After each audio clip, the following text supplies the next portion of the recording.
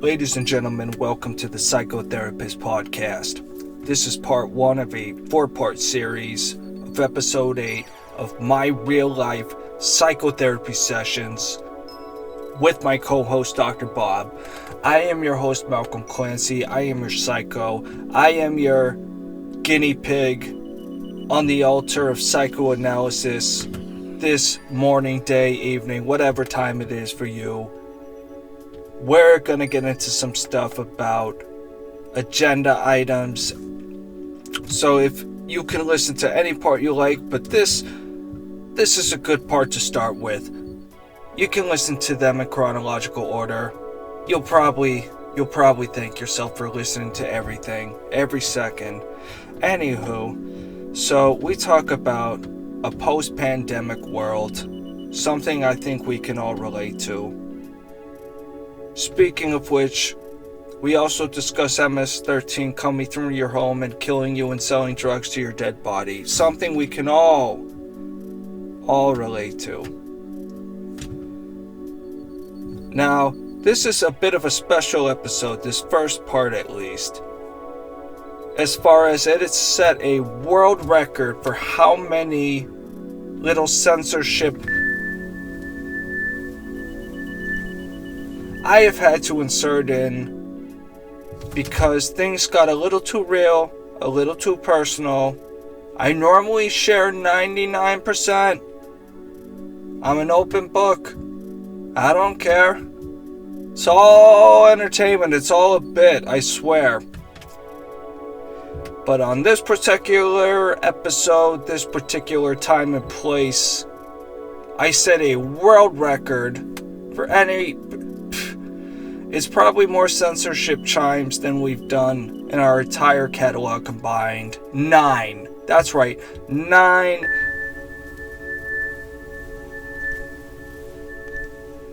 I swear to God the other episodes are nearly as heavily censored. But yeah, there's part 1 for you. So, enjoy the show. God bless. Keep on keeping on. And just remember, we're all here to promote some positivity and mental health awareness. I hope you guys enjoy it. Let's get into the show. So I forgot to plug in the mic, so there goes the first 3 minutes. Welcome to the show, everyone. Well, we'll go back and do it over.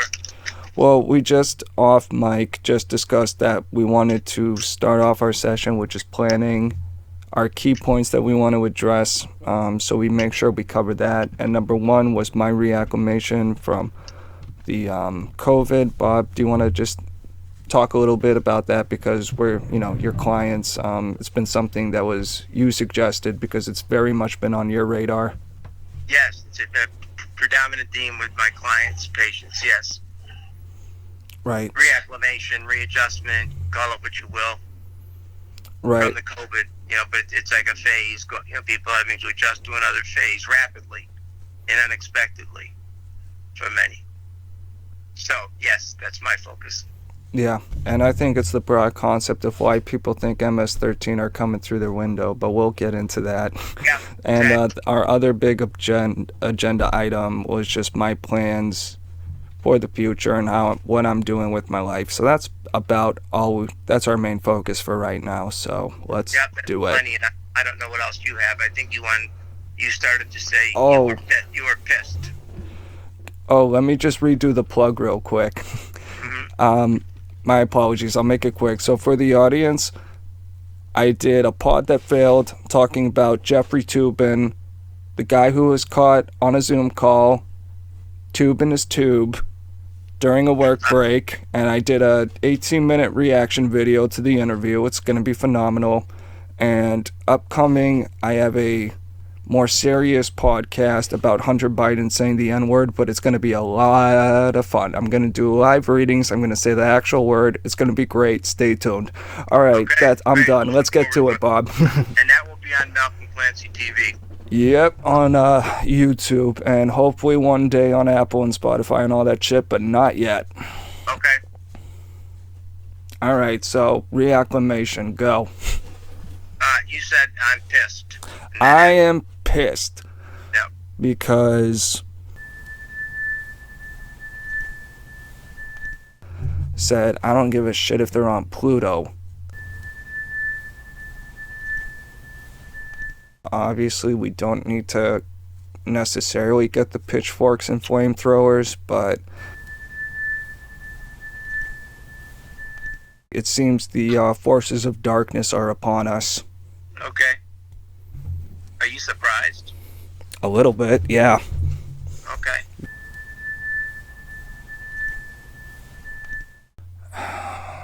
Or at least it's evil leadership, because how you control people is divide and conquer, and give one great way to do that is to give privileges to some but not all. Mm-hmm.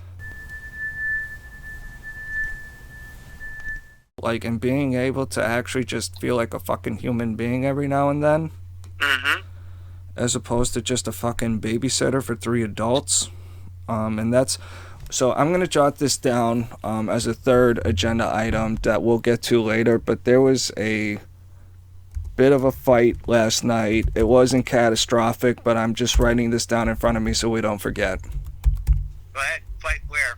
Okay, in the domicile. In the domicile after. I have not talked to my family yet because we've been really busy, and part of the reason I didn't want to talk about it last night to them is that they had all been drinking like everyone. Okay. And it just did not seem like a good time, especially when a lot of, it seemed, bad news was all being poured out and a lot of negativity was just being projected all at once. Yep, so you went with basic, concrete, etched in stone rule number 1. Don't bring it up when people are drinking. Not worth it. Yep, It would just exacerbate things. Not a good time to bring up touchy subjects. And this is why I like recording, Bob, because I'll leave that little sound bite in for the audience. But Okay. yeah, so it is something I am going to have to tell them pretty much today, because again, flight mode and find a new domicile. So keep that in the back of your mind. But right now, focusing just on the issue at hand, regardless of what the living situation may be.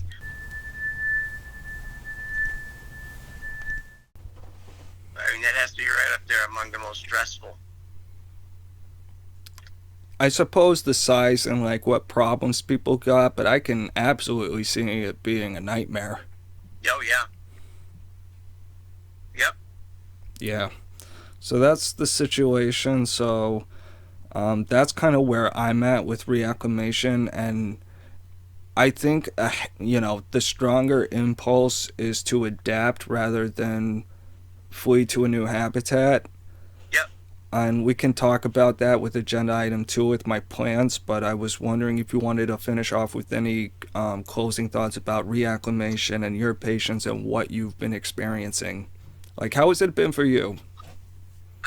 For me, personally, it's not meant much, because I have because of medical issues, I'm still restricted to telehealth, and so other people have been affected because, well, we're private practice, so it hasn't really affected us at all. People know their patients. Most patients have chosen telehealth right now. We've been advised to stay with telehealth a while longer, and so if it's no really issue for me, but for my patients who are in similar situations as yours, it's been a huge issue.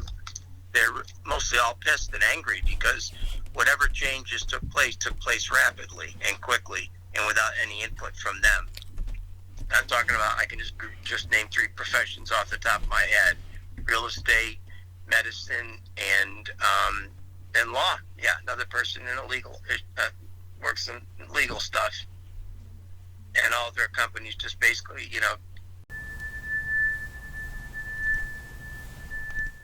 so they haven't been hit with that kind of sticker shock yet. Yeah, but and we're only at the calm before the storm. Yep. In general, though, people are just really feeling kind of ticked off, Some are very anxious, I think in particular about the mother, with young kids, and finally got everything settled. Now I have to think about childcare and stuff like this. It's been very disruptive. There's a lot of obstacles, and ultimately just set my personal issues aside, I do think culturally, just for all of us, the sooner we can get back to some normalcy, and that doesn't mean we can't make any changes, like we have to literally reset to 2019, but I really just, and there are other concerns and realistic things outside COVID, like you say, but on the one, I guess, silver lining, just I hope this does a lot to kill COVID fears and does a lot to prevent a second round of lockdowns if, Fauci says, oh, the droplets are going to come from a variant and the Right, exactly. So, yeah. I mean, like, if it does come again, I'm not going to be quiet and complicit this time, bro. Like, I don't know what I'll do, but I will. And, of course, peaceful, reasonable. But one little quick point. Some people would argue the founding of this country, our founding fathers, are rebels, rednecks, what's the word I'm looking for? Pioneers, all that stuff. And we're only a country because we all got our pitchforks and guns and shot some British people in the face. And there's a lot of truth to that. But the one thing that I think should be reflected in just our American spirit is the fact that those founding fathers, that was not their first go-to. There was a lot of petitioning and writing to the crown and saying, like, we don't want to just, invade your country and conquer you or whatever. It's just we have these issues.